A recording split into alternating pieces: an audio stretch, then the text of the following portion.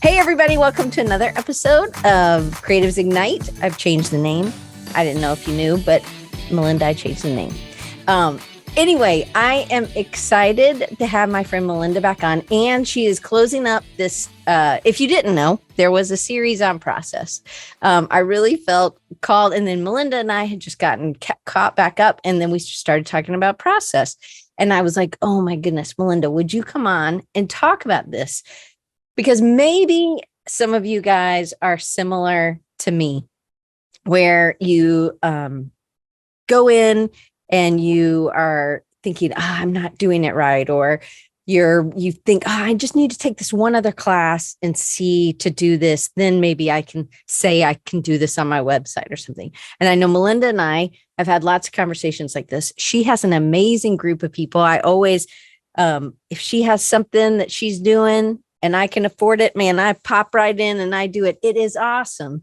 And so she'll talk a little bit about her community and all the things she's doing. But one thing that Melinda does that's different from other people, and I will let her explain it just in case I don't explain it good. But today we have Melinda Livsey, and Melinda's in California. She has had a great career in design, and she now she's been teaching. She's been leading people through brand strategy and figuring out processes and systems, but it's not like do it Melinda's way, right? So Melinda, give us a little, thank you for being here and thank you for being my friend, and tell them a little bit about just your business, and we'll start there. Yeah, that's a lot, man. I don't know where to start. Also, thank you for being my friend, Diane. And thank you everyone for joining. It's so nice to see all you guys in the chat and and coming here. So you're asking me about my business. Can you give me a more specific question? Do you want me to? Yeah. So when did you start? You started in design, but then when did you pivot from design to more of what you're doing now? More brand strategy or leading people into brand strategy?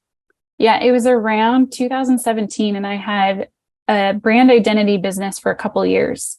And before that, I was a graphic designer, did all the things a graphic designer would get hired to do, from things I didn't want to do to really cool stuff, the gamut. And then I decided that I wanted to go more into identity. So I'd done that for a few years. So in 2017 was when I learned what brand strategy was. And my coach and our mutual friend, Christo, and it opened my eyes to, I can solve bigger problems. That was a real huge desire for me. Was I wanted to work on identity and branding, but I felt very limited in just the visuals. And I would get hired to just do a logo when I thought, I know I can help them with more. I know that I can help people with connecting with other people, with the people that they want to sell to. And I want to get to know those types of people. And how can we show up in ways that really attract those people? And then I would get hired for little things. And I felt like, but I can do so much more for you. So when I learned brand strategy, that's when I was like, this is my answer. This is what's gonna help me solve bigger problems.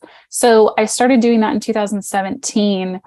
And then a few years later, I had been sharing behind the scenes process in my newsletter for those 2 years of like people who followed me. They just wanted to know how I was doing things. So I would just share, hey, this is what I was doing this week. Here's what I learned.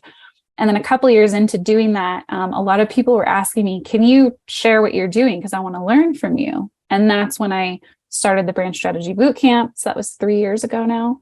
And started teaching people, like, here's how I learned it. And as I started showing my process, other people were showing theirs to me. And I learned from the people I taught. And I realized that they were all teaching each other. And then we're all just developing our frameworks that work for us. And that's how I got to where I am now, in doing client work still, so brand strategy, and then doing the Brand Strategy Bootcamp. And so in this Brand Strategy Bootcamp, just to kind of paint the picture for people, people are coming in and they are, how many weeks, and like, what's a cohort look like? Like how many people, or how many weeks is it? Yeah, well, at the moment, if someone were to come and sign up, they would be in for a year. So they would be in for a year. And has it always been a whole year? It was actually lifetime when I first started. So those who got in at the beginning, they got a deal. But now it's a year. So they get access to I have client recordings in there. We have community, we have coaching. And so for that year, because I could have made it shorter, but I know that it takes our people that usually come to us, it takes them about a year to feel like they got their footing, like they understand it, that they know their own positioning and how they want to show up in the world. And it just gives the overthinker like me that time to just dwell on the information and talk with other people and tear it apart and create their own process and then go out into the world. That we've noticed that by a year, people are really starting to feel confident in what they're doing because they're able to repeat it. So at the moment, it's a year. And then we offer shorter cohorts throughout the year and other programs, but those are bonuses. And on top of the year is the boot camp. But can they start at any time, or is it you can come in at any time and then, okay. So in this, and it could be something that, because one of the things that I've noticed is you attract people who are in marketing or who have been designers or who are, it's not just the typical person. And it's not, I don't feel like the oldest person in the room, which I also like. So these are seasoned. These are people who understand design, understand marketing, or understand what I'm not trying to sell it, but I'm telling you, these people in these Dan, they are awesome. I love every time you have something and I'm like, I open your emails. You've always been a great writer. So you tell a great story. And I think that is how you've built such a great community, but we weren't really talking about, that wasn't what we were talking about today, but that's just a plug for Melinda's community. But I love that the people are people that, like you said, I can learn from as well. So they're giving, hey, this is what I tried. What are you trying to get out of this? And then what have you tried? And you're really with people who aren't like, oh, I'm just learning Illustrator or something, like really early in like the branding or something. I always feel like I can come in, I can definitely learn, but I can also maybe share something that somebody else could take away as well. But I definitely always get a ton out of that. But that was kind of where we started talking about this when we were catching up earlier in the fall. We were talking about processes, and you have a philosophy, I think, maybe, is what I would call it. I think I called it that in the newsletter today or yesterday or whatever, that it's like a philosophy of this. Do you know what I'm talking about, or do I need to preface it a little bit more? Are you talking about uncertified? Yeah. That's it. Yeah. Okay. Yeah. So we have a philosophy of being uncertified because I was seeing that, and it was more just like a joke. It started off as a joke. And then I realized, oh no, that's actually what we believe. So I was starting to see, and this was in my own self, like my imposter in me wants to be certified. The imposter in me wants accolades and awards and proof and experience. And I want to be the expert to make me feel good enough to go show up and start doing. And the more I thought about it, the more I saw that none of those external things ever really gave me that confidence inside, like true confidence that lasted, that I could feel like I could build upon and all that. It was just an external validation. And as I was thinking about this, I realized that what we do in brand strategy, also because I come from the creative world, I approach brand strategy in a very creative way. Like how I create and design, I brought that thinking into brand strategy. And then I thought, well, it would be ridiculous for me to certify anyone in my way of doing brand strategy, because what I truly want people to do is develop their own way of going about it.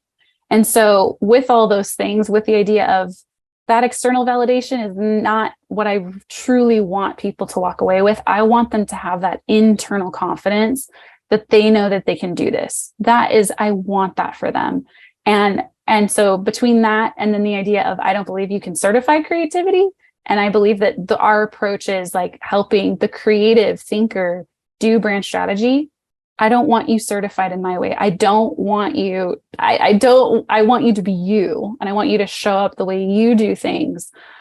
so that people will be attracted to you and not because you have a badge of someone else's name on you. I don't want that. And so then I started realizing like, yeah, it's just like this whole philosophy that was born out of really a conversation with me and my fellow boot camp coach a few years ago. Yeah. So in this, I always feel like if I'm learning something new, or really anytime, but if I'm learning something new, I would not put myself out there as I would just try to eat up as much as I can on that subject.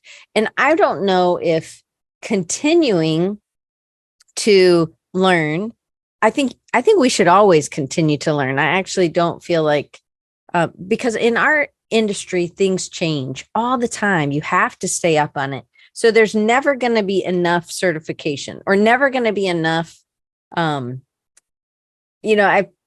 because I teach college, I feel like the kids are like, oh, well, I'm graduating now. Now I know. And I'm like, oh, no, you don't know. You don't know yet. It's not, there's so much more. We've just barely taught you how to walk, you're going to be learning and you need to be learning all the time. And students, this is finals week. And so I always ask, oh, what would you have liked to have covered? And they're like, well, we really wish you would have talked about Photoshop more. And I just kind of laugh because I'm like, not that I don't use Photoshop, but I'm like, you have to learn how to learn on your own at work. Like Photoshop is way too big, I could have Adobe come every day for the whole semester and they still would only learn how to walk in Photoshop, anyway. But I think that we're in a society where we are maybe at this time of life in our whatever in the world is that we think that we should be able to be taught it. But I think that it's always changing. There's always something new. And I love the uncertified one. It gives me the permission to see it and do it my way and then practice it. So you have all these people that are willing to give real feedback, I think, right? They're trying something or they're saying, hey, how did you do this?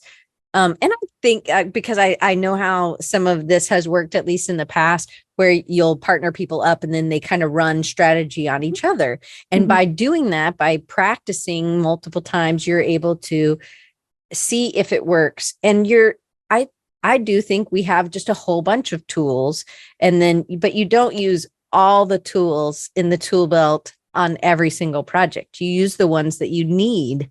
And it's about figuring out how to learn which tools, when to use the hammer, when to use the saw, when to use the screwdriver, there are times. And so in you developing what worked for you, you're always continually learning as well. How do you encourage other people to not just always keep going after the other framework or this other lesson? Like, what would you tell somebody who felt like their confidence was low, but you saw that they had they have been doing it or something like that? What would you tell them if they felt like, well, if I just do this one more class? I feel like that that's a reflection of me. Like the inner me always wants just one more. I just want one more article. I just want one more how-to. I just want one more thing to make me feel confident. And I know that's not going to give me what I really, really want. And it's easy for people who can put things into action really fast to just think, oh, what's wrong? Just do it. Just do it. I've even said that before. Just do it. Just do it. But sometimes we need that bridge between, I just said this to a friend the other day. I said, the gap between consuming and learning and then learning by doing, that's where our dreams go to die. Like that is just where they fall into the abyss, and we can stay in that learning by consuming and then never go to do. But I feel like there is a way to bridge the gap. And for me, I have found that that's through community. So I needed just that extra support system that I could talk to, that I could bounce ideas off of, that I could say, hey, I just learned this thing. I don't like this part. This does not work for me. I tried it out with a client. It felt totally flat. And they can help validate that you're not crazy. Because when we do things alone, what happens is we learn a framework, we learn a how-to, we do it. Let's say we actually put it into practice and then it doesn't work for us. And then if you're like me and you have that imposter monster in you and you turn on yourself very easily and you have self-doubt, you go, well, then there's something wrong with me, because obviously this process worked for X, Y, and Z person, or the guru, or who knows what, like the person I look up to, but then it didn't work for me. Well, it's obvious that something is wrong with me. But if you have that community that you're like, hey, I just tried out this process and it didn't work, and like, here's what happened, they can help think through those things with you. And they're like, oh yeah, you know what? I tried that the other day with my client, and actually here's what I asked instead. And this is what worked. Or they can talk with you, almost like a support group. Like they can talk with you through those things to see, why didn't it work for you? Maybe it's something that, you know, that you did bring that day with you that you were thinking about, or maybe there is maybe it was the client, like who knows what was going on. But having those people to reflect with, I know, was extremely helpful for me, because that's what really got me from learning and consuming to actually putting things into action, is having that group of people that I felt really safe with, that I felt accepted by, that I felt like they were home, that I could go out and screw up in the world, and I could totally make a complete fool of myself with a client, and I could come back and tell them the story, and we could laugh about it and we could learn from it. And then they could be like, good job, go out and do it again. That, I think, is the bridge that I'm noticing in my own life, and also what ended up happening in my community that I built, that's the bridge for the people who have struggle with doing it alone and end up it's almost like an addiction, where I know for me, I end up being an info hoarder. I will go to information when I feel self-doubt, when I don't feel confident. And I was watching a TED Talk a while ago about substance addiction. And they said that they believe the opposite of addiction is not sobriety, it's connection. And then my brain was like, oh my God, that's it. When I go into info hoarder mode, I'm alone. I'm not confident. And it feeds the narrative that I can't do this. You don't have enough. You need more and more and more.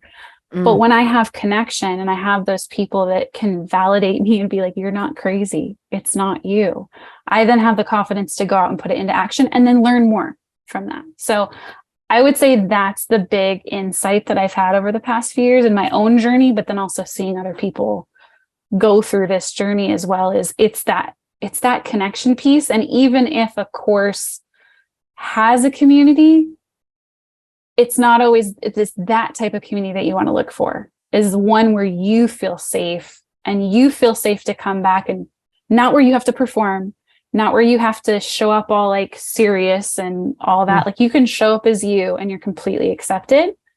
Those are the types of groups that I think help us go take action on things that we've been dealing with. Absolutely. I love that. So it is a lot about, I do feel like the people in your community do know a lot.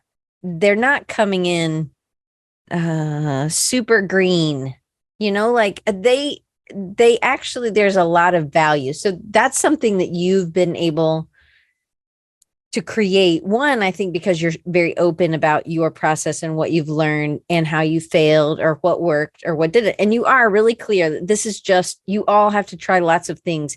You are welcome to try anything I've done, but I also want to know what you've tried, and then let's see kind of what works. As you continue to work with clients, in that regard, how has your process continued to evolve in like the last 5 clients that you've had? Because doesn't it continue, because every client isn't the same. It's not like you're always doing dentists, Yeah. They've been completely different with different problems and different people. I mean, even if it was the same type of client, even the people will make things different.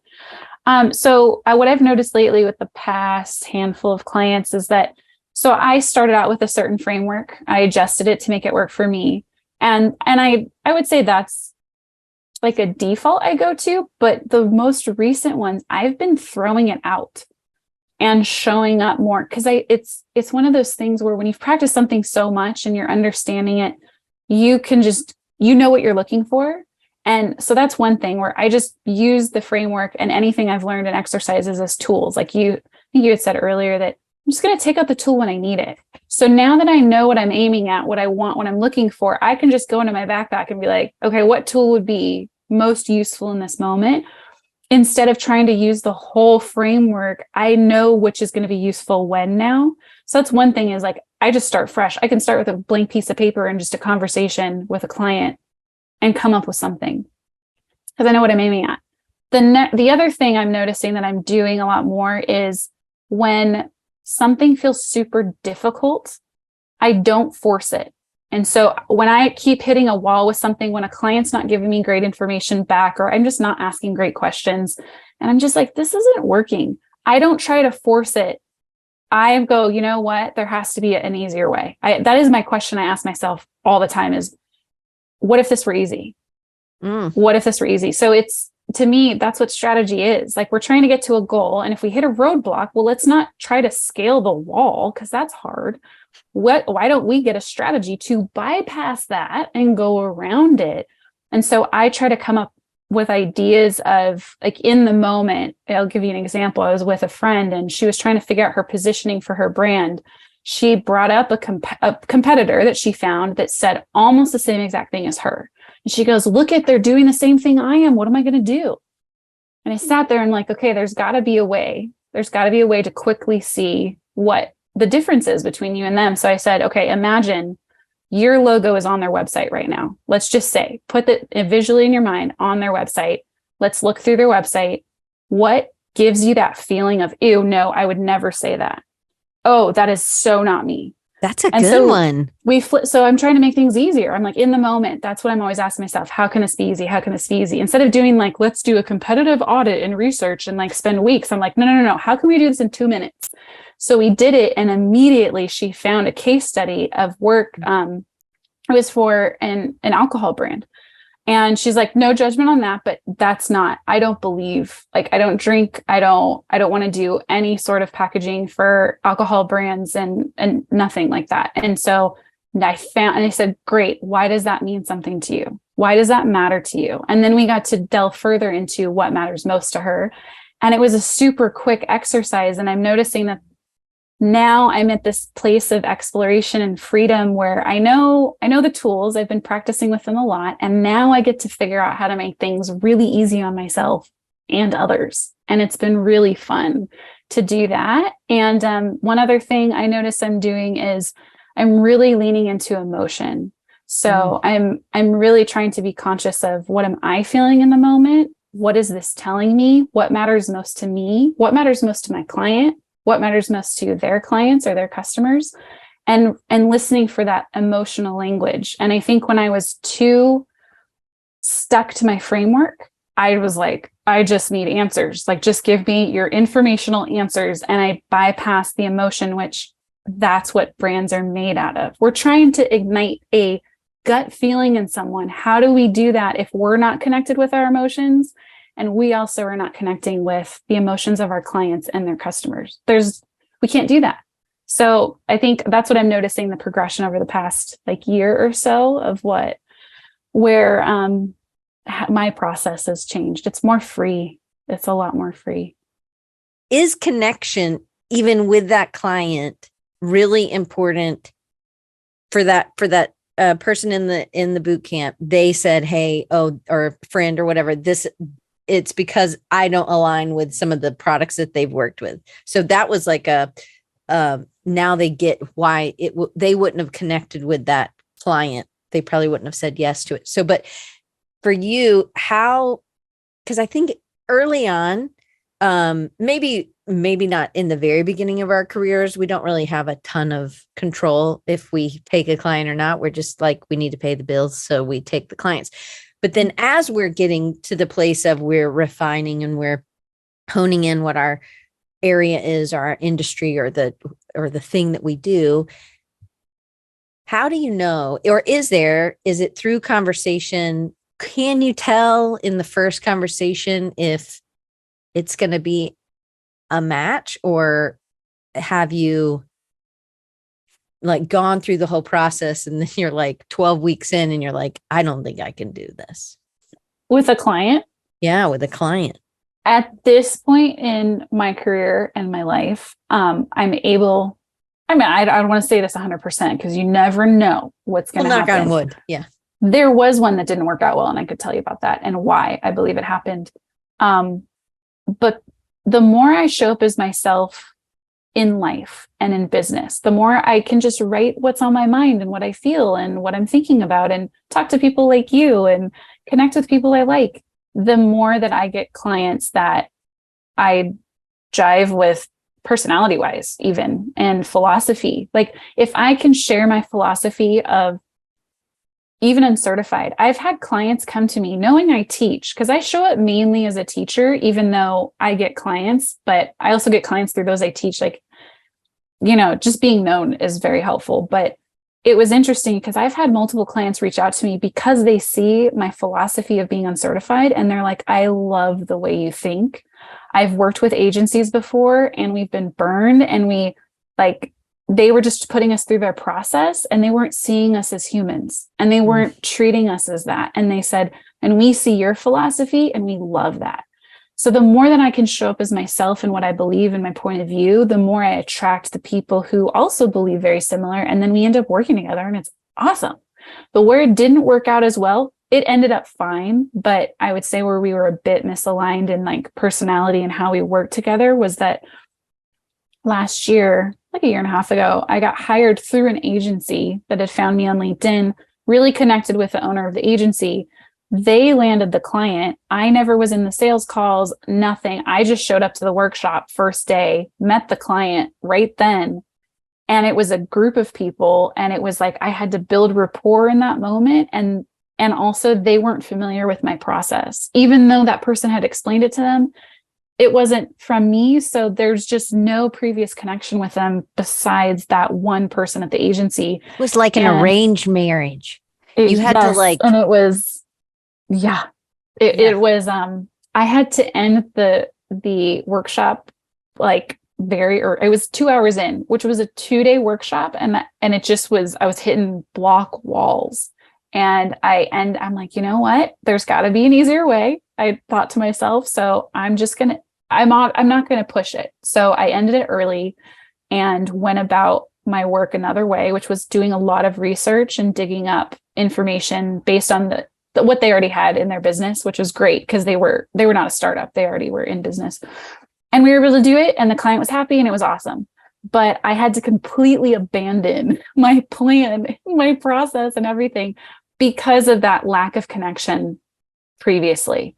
So that's where it didn't work out for me. Do you think it was also that, because sometimes when you're working with groups, there's a dynamic in the group that some people aren't comfortable sharing what their real thoughts are. And if you don't have that rapport or you haven't built that relationship, those people are going to be quiet. Certain people are going to talk and it's going to be guided, but it's not going to be what they wanted. And the client doesn't get they don't get what they wanted out of it. They wanted someone to pull the other people out, but if you're like popping in, you thought it was a first date and you walk in and there's a preacher and somebody standing right there, that's sort of, so it does feel like, oh, wow, I didn't know it was this fancy. Like there's a commercial and I think it's like somebody, I don't know what they're selling, but the guy comes in with this really, his shirt's all stretched out and stuff. You probably don't ever watch TV, but anyway, so this guy's sitting down and they're at a nice restaurant and he takes off his jacket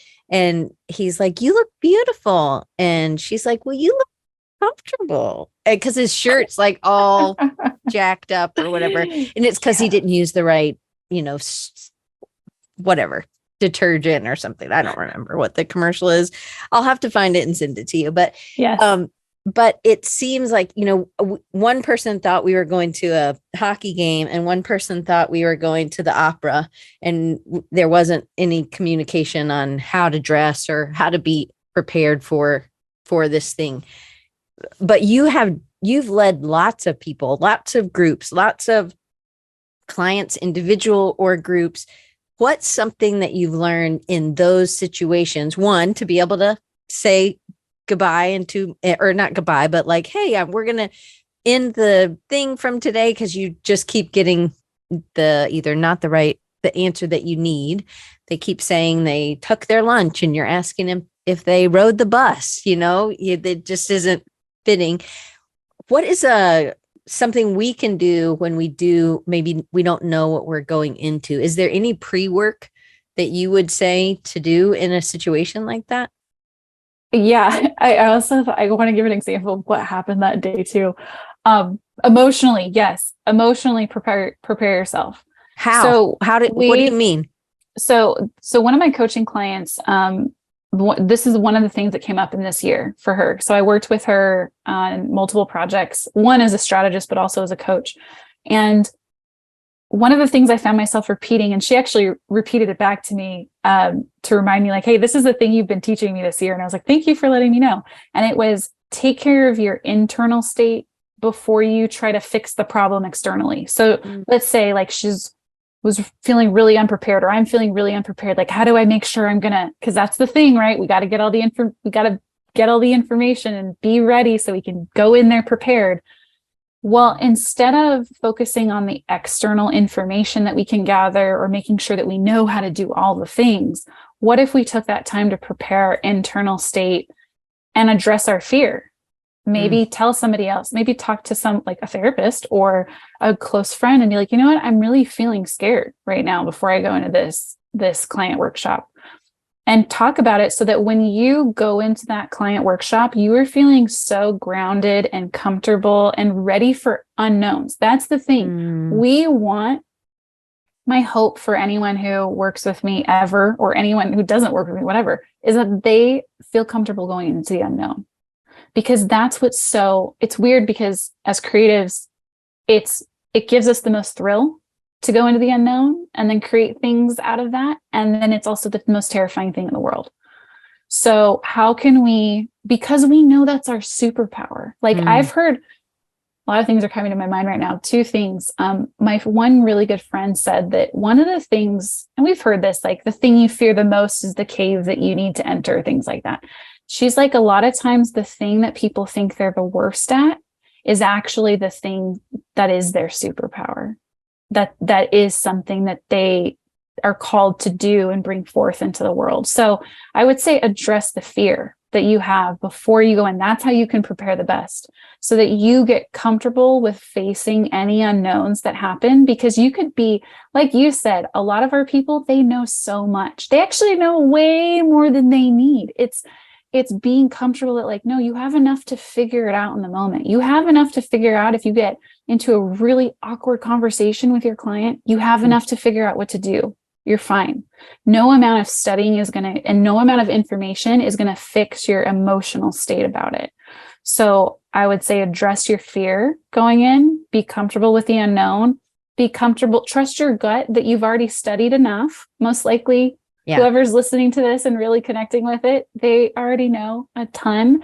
Then when you go into that session, when you go into perform, we'll say perform is like you're on, right? You gotta do your thing. Forget everything, get into the flow, trust your gut that your gut knows what to do in that moment. And as just a tangible example of that client situation, you were saying about you come into the room and like, oh, we're not dressed the same. I opened up my presentation deck before I shared it with them.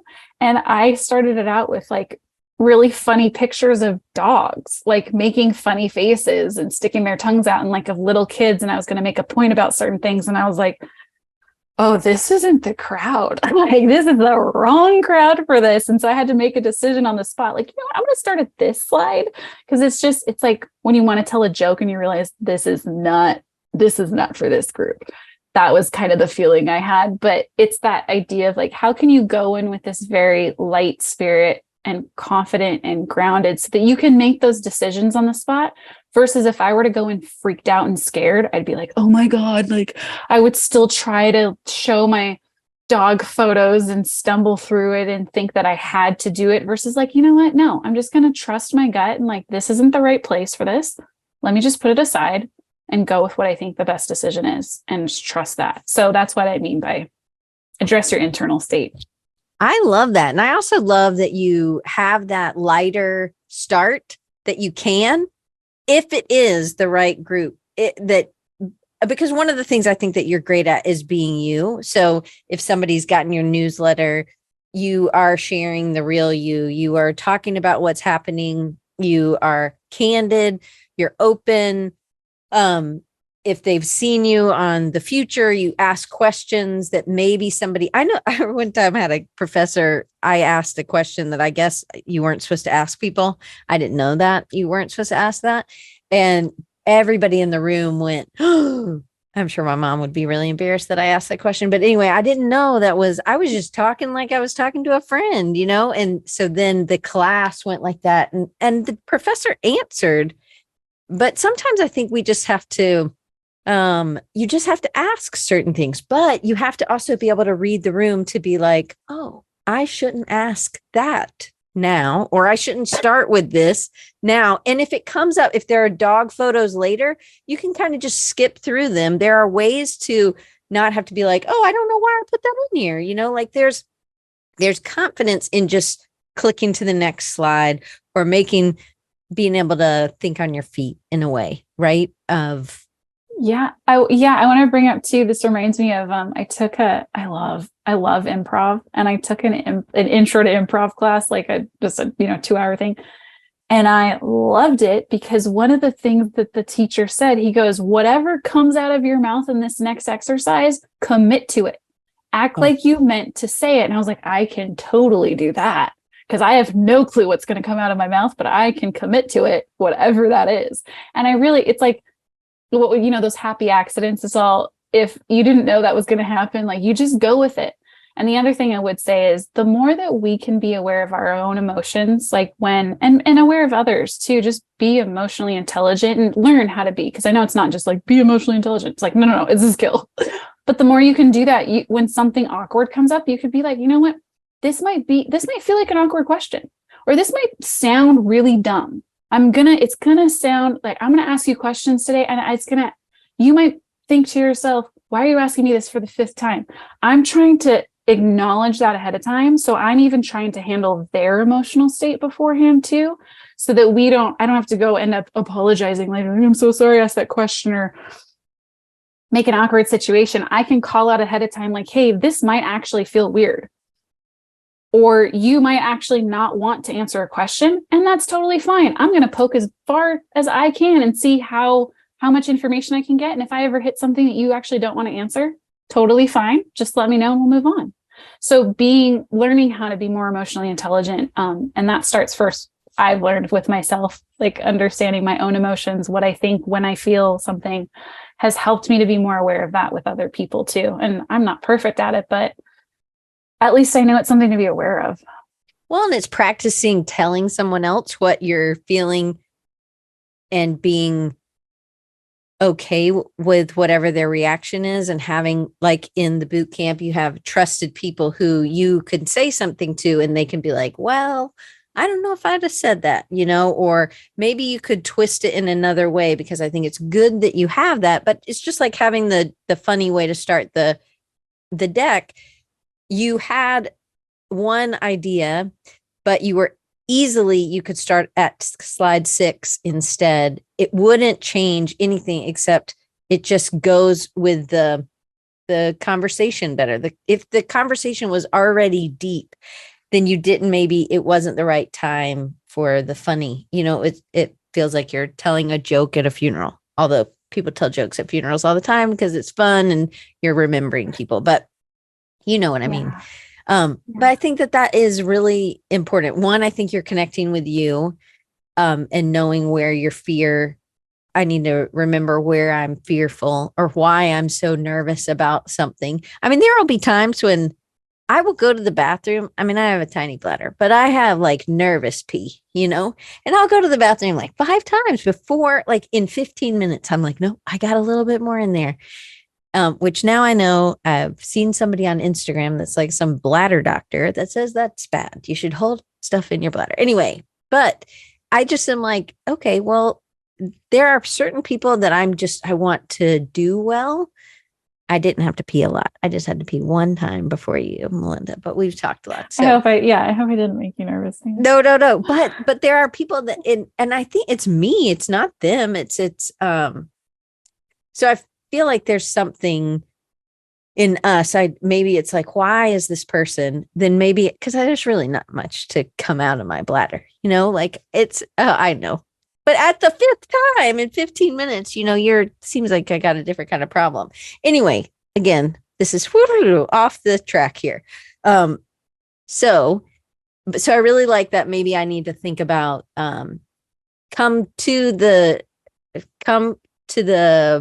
feeling or how it's going to be with a client if I'm really nervous, or if it's sometimes when I'm presenting something, and a lot of my clients don't live in my area, so I don't meet with them in person. So I meet with them online, and I could be really nervous about presenting something, if we're trying to fix something. So maybe I need to have more than 15 minutes beforehand to really think about what I am nervous about. Do you think that would be kind of in the same way of this fear, kind of, because sometimes fear is pretty strong. It is what is happening, but that nervousness, is it real, or is it just this made up fear that I'm going to be, turned away? They're not going to pay the rest of their bill. The project's going to go sour. I'm going to have to start over, or whatever. If I just address those things. I know this sounds like a not question. Do you understand Yeah, I think so. Yeah. Like beforehand, if you feel nervous, should you address it and ask yourself why? And yeah. But like days before, or, not like whenever you notice it. Yeah, whenever you notice, I mean, if it is 15 minutes, it's 15 minutes ahead. Whenever you notice it, address it and just acknowledge it. Give it a hug. Be like, I get it. I get why you feel that way. Sometimes I'll even ask myself, let's talk about the worst case scenario. Because right now that's a scary thing to even look at. Like we want to avoid worst case scenario. And that's why our mind's like, be prepared, be prepared. Okay, let's go there. What is the worst case? They're going to make a public humiliation of me and I'm never going to get a client again. Okay. And what would you like to do when that happens? Like I actually asked myself, okay, let's plan for the worst. Literally, how would you react? Because when I get into that state and like worry, and then I go to the worst case scenario and I realize that even in the worst case scenario, I have choice. It's the worst case scenario. A lot of times I think, well, I have no control over it. It's going to take me over and it's going to ruin my life and I'm done. I remove my own, I disempower myself. So if I can empower myself, even in the worst case scenario of my entire life, in my imagined life, then I'm like, oh, I can handle that. Like, obviously I already know how I'm going to respond to that situation when and if it ever does happen. Okay. I still have choice. And that, I don't know if you've ever read Viktor Frankl's Man's Search for Meaning, but he talks about that, we still retain the control to, I mean, he's talking about literally the worst case scenario that can happen for humans.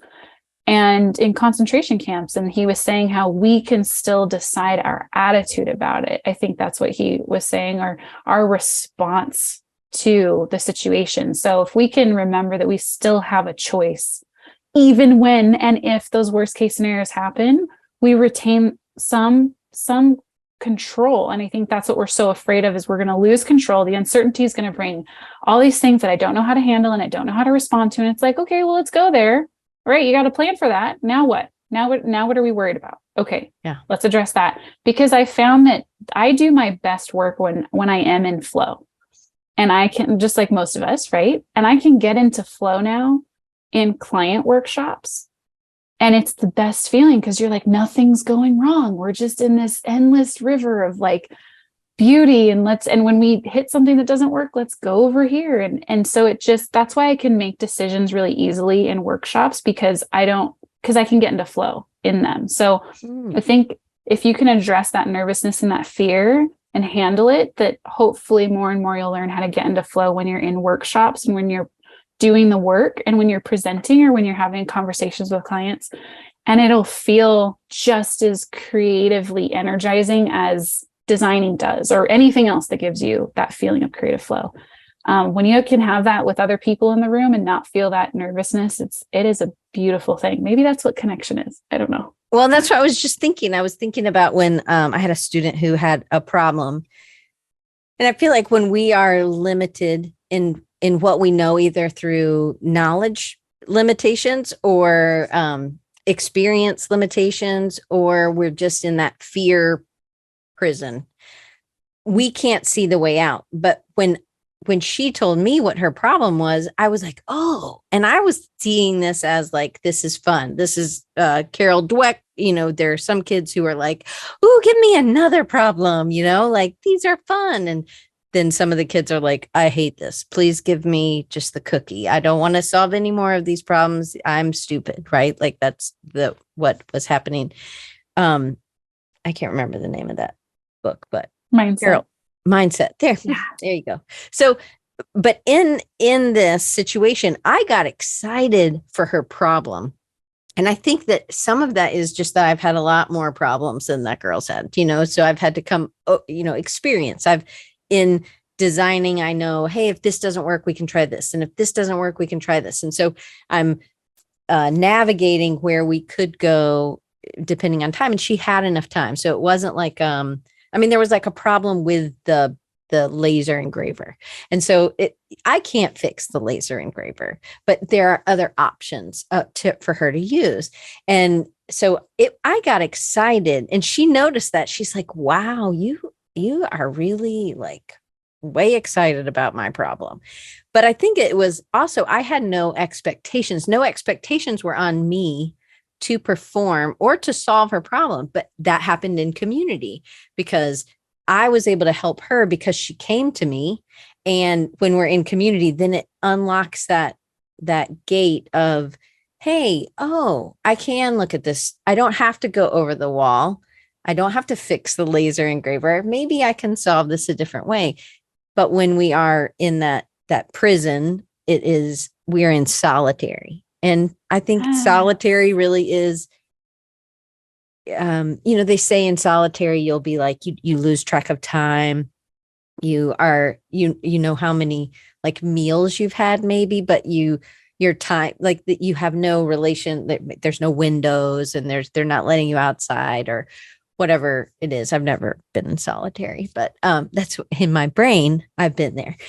So I think about that, and I think about how when we are hit with a problem, it feels like that we are not able to solve it, and we often just stay quiet. And that's where that loneliness. And if you are working alone, which a lot of these people are lonely onlys, or we're solopreneurs and we don't have that community to be able to go to and talk to or process that with. Sometimes it's just talking through something. I'm a verbal processor. I know Van's a verbal processor. Sometimes it's in that, but sometimes I can get something when somebody else is talking to me about something. But I did notice that I got really excited when that kid came with her problem. But some of it for me was, if I am not expected, and you're not expected in the first meeting with a client to solve the problem, but we're just supposed to be open to options. And if they are also open to trying new things, then that can make the project better, project flow better for you, for them, for their customers, their buyers, or whatever. I don't know. It wasn't a question, but no. Well, a couple of things you sparked for me. One is, it makes sense why you were excited too about her problem one, because as a creative, we're like hungry for problems. We're like, give me a problem, I want to eat it for breakfast. But also, if it's not we're not emotionally attached, there's some kind of, it makes sense. She, like you said, there was expectation. She was on the hook for something. She is more emotionally invested in this as a part of her than you are. And that distance for you can see things a bit more objectively, and that gives a different perspective to her that she might have not had if she was alone. So instead of her feeding her fear prison that she's in, you can be like, oh, hey, look, there's a window right there. You didn't even turn around, look, there's a window. Sometimes we just need someone to be like, pointed out something that we might have not seen before because we're staring directly at the problem. The other thing I noticed too, was something you said last that triggered this thought, is that we tried this one time when we did run a cohort. And I was trying to think of how can I help people just get present with when they're in a workshop to get into flow. And so we gave them just one thing to focus on, which is you're just trying to understand the other person in what they want and what is getting in their way, period. Like for this one time that we're going to have you go into the room, that is your only focus. And it's just we're not going to try to figure anything out. You're not going to try to give solutions. You don't have to do anything else than be so present to listen to them and help them feel heard and understood. That is it. The crazy part that happened was they did that. They came back in the room and we all reflected about their time. And they said, oh my God, I realized that I could do X, Y, Z. And they had all of these solutions. And I said, how'd you come up with those? And they're like, it just got birthed out of me just being present with the other person, trying to understand them, trying to understand what they want and what's getting in their way. And if there was a solution, it was just a byproduct of what was uncovered in that conversation, because the first and most important thing was to help the other person feel heard and understood. And if you can do that, you can extract the best information from people. The rest will take care of itself. And we concentrate so much on that last part that we don't necessarily have full control over. What do we have full control over? The fact that we can show up and help someone feel heard and help someone feel understood. I had one of our boot campers say, because we, like you said earlier, we pair them up so they can do strategy on each other, because we can see what it's like empathetically to be a client, but also get strategy done for your business. And someone said when they were the client, they said, I have never felt that understood and heard in my entire life. To have someone so invested in hearing about you and your business and what you're passionate about and what matters to you, and be like, all right, let's try to figure out what to do with this. To have someone there like that, how often do we get that? Rarely, ever.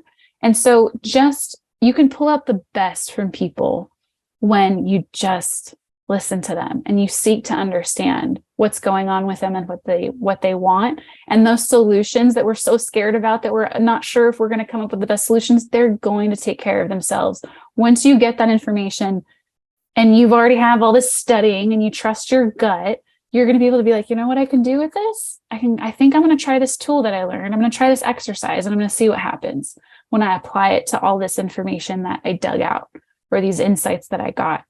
And you'll be able to figure it out. So I think learning how to really listen, be empathetic, put people first, learn how to understand them, handle our own emotional state so that we can listen to other people. Because if fear is going on in our head, that is a complete roadblock to listening to the other person, because we're just scared we're not going to look good. We're scared we're not going to do a great job, or that we're not going to have a great solution and they're going to fire us. And what is it? It's all about us. And it's like putting this wall in between us where we can't see the other person and we can't draw out the best in them and what we can do for them. So I love that. Okay. Lightning round. We have 4 minutes. What is one thing you've learned in this last year, 2022, that's been impactful on your life or business, or life and business, or both? I should have looked at these lightning round questions before I came. Well, it wasn't really in the lightning round. Well, I'm just going to go, because this is the first thing that's coming to my mind. Go back to what I said earlier about taking care of my internal state before I try to fix the thing that I'm so worried about. How about I just sit with those emotions for a sec and acknowledge them, see what I can do about those first, and then see what I want to do about the situation. I think not jumping to the situation and fixing it. That's a big thing. I love that. Okay. Are you launching anything or investigating anything for 2023? I am. A few things. So one, so the boot camp's always running, at least at the moment. So that's a thing. But do you take time off ever? Like a week or two. But you're able to take a week off? Yeah. That's why I have an assistant. Yeah. And coaches that also cover for me if I need to.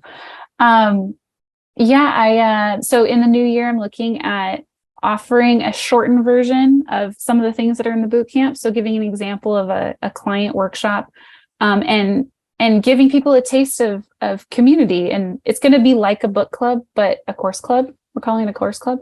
So you go through it with a group, have discussions, what you learned, what you noticed from the client example, and show some different examples of people, how they put their own spin on the process. So that's something I'm looking at. I'm like just in the planning phases of that right now, but it should take place in January. Is that something that you would have to have gone through the boot camp to be a part of? It'll be open to anybody? Yeah. It's open to anyone. So it's for people really that want a taste of like, what is this all about? And maybe some of them might go onto the boot camp, maybe not. But my goal really for this one is that people leave that course going, oh, I can do this. Mm-hmm. I can totally do this. Like, see me ask questions to clients and how I just maneuver and flub up stuff and like how it's casual. And when you see an example like that, you'd be like, oh, it's that. Like, I can do that. I want to demystify the process and share the behind the scenes. So I'm really excited about that. That'll be in the new year. Is there anything else? You said there were lots. Do you have other, or are you going to just tease that there will be lots? Well, I'll tease this because I don't know what it's going to turn into, but I just had a discussion with a friend because we just want to make stuff. We're just in this mode of like, I want to create stuff. I'm done info hoarding and collecting. And, as creators, we collect like millions of things. So we just talked today before I talked to you. And we're going to look over all of our collections of screenshots of books, books we haven't read, books we have read, things we've collected like artwork or drawings or notebooks. I have 10 notebooks that I have filled out, over the past 10 years. I want to see what's in there. So we want to see like, what are we hoarding? And then from there, how might we visualize what we're hoarding? And then from there, what do we do with it? Do we make something? Do we have an exhibition? Do we create a book? I don't know. Man, that would be a good workshop too. It's not fun. I'm so excited to do that. Yeah. That sounds awesome. Okay. So then, what is something, I guess this is the same sort of question, but is there something that you're looking forward to in this new year? I'm looking forward to creating practices for myself. So I'm starting to have a day where I go to a coffee shop and write. I don't know what's going to end up coming out of me when I write, but I'm using it as a practice. Like, just show up and write and see what happens. So I'm excited to get into the flow of creating next year. I think that's what I'm really, really looking forward to. That's awesome. I love that. Do you feel like you've been in the a place of non-creation, or you haven't given so much time to creation? You've been creating things, but you want to give a little bit more time to creation? Yeah, I've been creating, but not as much as I want to. Have noticed that I've been in a lot of amazing discussions with people and learning from people and gathering of insights and information. And I'm like, I love all this. And now I want to do something with it. So I feel like I'm getting packed of information and insights and notes and journal entries and like quotes from people. And I'm like, this is amazing. And now what can I do with it to share it with even more people than the people that I just discussed it with? So I think it's not that anything was wrong with what I was doing this year. It's just that I'm excited to amplify it and make something of all the amazing experiences and discussions and learnings that I've had this year. Yeah, I think absolutely nothing wrong with those things. It's really neat but that you're taking time to going back, reflecting, but then you're also not getting stuck in just the reflection. There's also that time for making and creation. And that's awesome. I just love you. And I'm thankful that you get to end the 10th year. This is the 10-year mark. We'll start year 11 next January. And I just want people to be able to follow you. So I'm going to tell them how they can do that, just in case they're listening and not in the chat. But if you are here underneath, if you're watching on YouTube or you're listening, all these links are right at the top. Melinda Livsey, LIVSEY.com. That's where you can go. If you sign up for her newsletter, you will not be, that will be one of the best, funniest, fun, good read emails that you'll get. And obviously she's doing some fun stuff next year. So get on the mailing list. And then Instagram, Melinda Livsey. And then on LinkedIn, Melinda Livsey. And then the only difference, it's Melinda Livsey 1 on YouTube, which luckily we get to choose things now, but you had to add the one. I think I might have had it on another account. So I cannibalized myself. So whatever. Yeah. You don't care. Just onward and upward. Well, yes, but if you want to follow her on YouTube, Melinda Livsey 1, the number. I was about to say the letter. There isn't a letter 1, but hopefully you guys get it. Thank you. Rafi said thanks. And Chris Daniel said one of the best chats you've had. So I'm just glad you had lots. We did find a t-shirt, we think, or I said a t-shirt. When you said, now I can't find it in there. Anyway, it's one, Victor said you're not a solution provider, you're a problem solver. Loved that one. Creatives eat problems for breakfast. That's the t-shirt for the year 2023. We loved that one. I thought that was a really good one. I'd totally buy that one, or something, like a journal with that on the front. Melinda, I hope you have a Merry Christmas, and I hope everybody else has a Merry Christmas. And I will see you in January. We're going to start the second week in January. I may do a rapid recharge, which we know is never rapid, but maybe it'll be recharging for the first one, but the second one will be in. We'll start. I already have a new series that we're going to be doing, and I hope you guys have a great break. And Melinda, I hope you have a great, I don't know if it's a break, but maybe hopefully you get to take a little bit of time off. Will you go see family? Yeah. No, I think I'm staying here. I still have to plan my break, so. Yeah. Okay. I'm going to pray for you to get a reminder. Melinda, thank you for doing this with me, and I hope you have a great Christmas. Thanks, Anne. Bye everybody.